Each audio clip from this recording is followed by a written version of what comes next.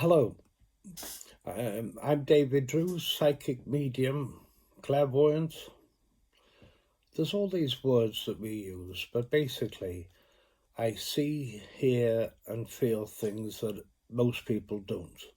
And I want to tell you a little bit about this perhaps extraordinary life that I've led. As I'm now on the cusp of retirement, it all started, I suppose, around 1957-58. Dear, doesn't that seem a long time ago right now? When I was a little boy, and I'd get to bed of an evening, and I'd snuggle down, make myself comfy. And one night, a little girl popped up at the side of my bed. Boo! Oh, she did make me jump. And I thought, what or who is this? I looked over the side of the bed, looked down, couldn't see anyone. And then, boo, she jumped up the other side of the bed. It became such good fun. She was my sort of nightly companion before I went to sleep. Of course, the following morning, I said to my mother, a little girl was in my bedroom last night. She introduced herself as Mary. She was only about my age, maybe a little bit older. And my mother was like, yes, of course you did. Yes, of course. Humouring me. I've had many experiences over now more than 60 years of working. And one of my early experiences also was playing in the back garden on the swing, and my Aunt Bessie was pushing me higher and higher. And my mother came out to call me, and David, dinner's ready. I said, is Aunt Bessie staying for dinner as well? I can't remember what she was holding, but whatever it was, she dropped. Aunt Bessie had been dead 2 or 3 years. Well, I didn't quite, of course, at that age understand this, but I do remember playing with what I now know as spirit friends down the bottom of the garden. I used to run down to the bottom of the garden, which was sort of my den, under the willow tree.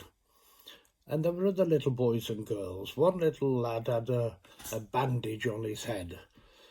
And he said, oh, I used to have terrible headaches, but I'm okay now. And another little girl would hold her stomach and say, I remember having awful pains in my stomach, but I'm okay now. And I ran into my mother, insisted that I have a plaster on my knee. And my mother says, there's nothing wrong with your knee. But I pestered until she put a plaster on my knee. And then I ran back down the garden, back into the den, and I said, oh, I used to have a very bad leg, but I'm okay now, just to be like those. These, of course, I later learned were spirit children. I had many experiences like this.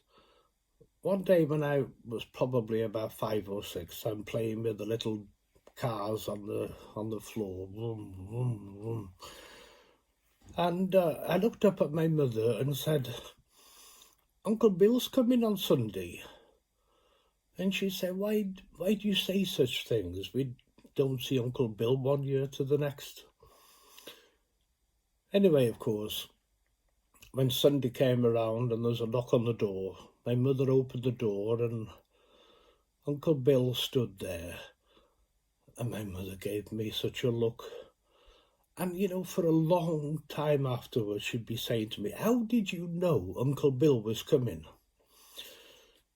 Well, the truth of the matter is, I haven't got a clue. I just knew. I didn't see anything, feel anything. I didn't hear a voice talking to me. I just knew Uncle Bill was coming. What then followed, my mother took me to the doctor to tell him that a little boy was seeing and hearing things. He didn't understand it, so I was referred to a child psychologist or psychiatrist. It was quite a distance from home. I remember we had to catch 2 buses to get there. I sat outside in the corridor while my mother went in first to talk to him. And after what seemed like an eternity, the door opened and I was beckoned in. Sat on a chair. I didn't lie down on a couch, just sat on a chair.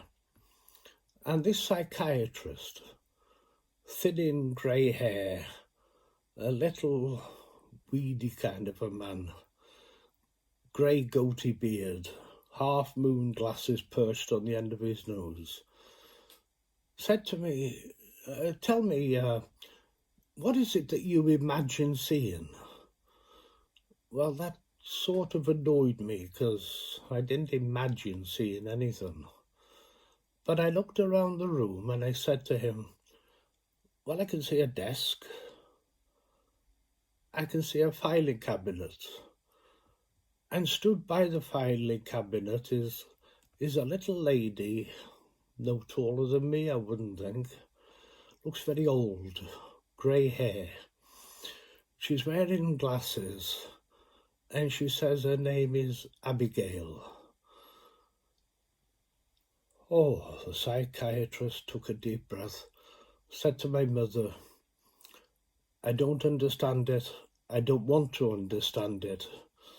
That's all I remember him saying, and we travelled back home. My mother was very, very quiet on the bus. Must have been very perturbed, I suppose, but I was very young to really know what was going through her mind. Another day, or another night I should say, I was lying in bed of a night, and what I could only describe as my image of an angel appeared, all in like silvery white dress, and she smiled at me from the bottom of the bed, and she said, I'm your sister. I said, no, I've got 2 sisters, Helen and Annette. You're not my sister. She said, yes, my name's Patricia. And she disappeared. Well, of course, the following morning over porridge, I said to my mother,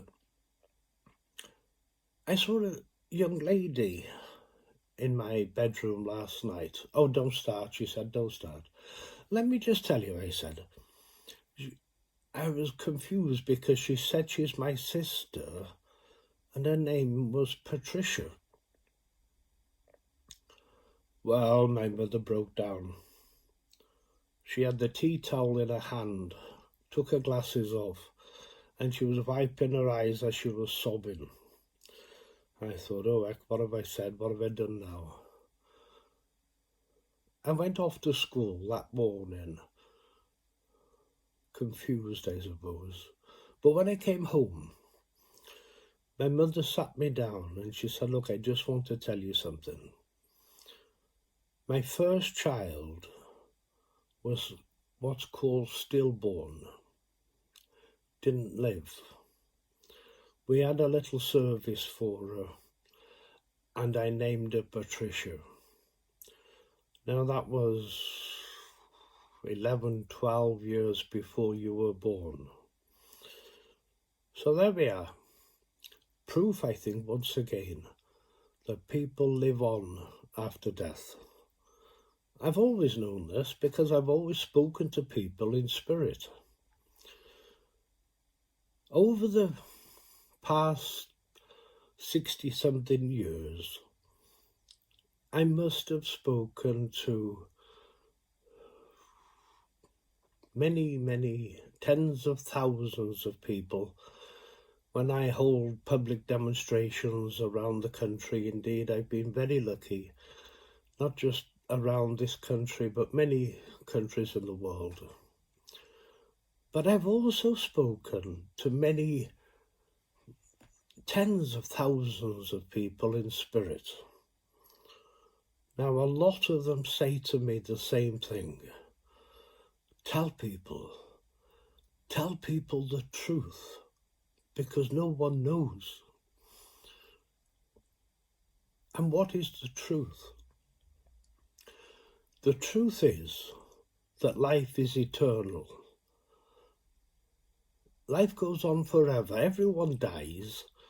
Everyone lives on after death. Of course, not everyone goes to the same place, but more about that later. As I'm on the cusp of retirement, I have to say that because I don't think I'll ever really be allowed to retire. I receive on average 100, 120 emails a week. So that's like, 500 a month. Very, very difficult to keep up with. But people are in need of knowing the truth. What happens when we die?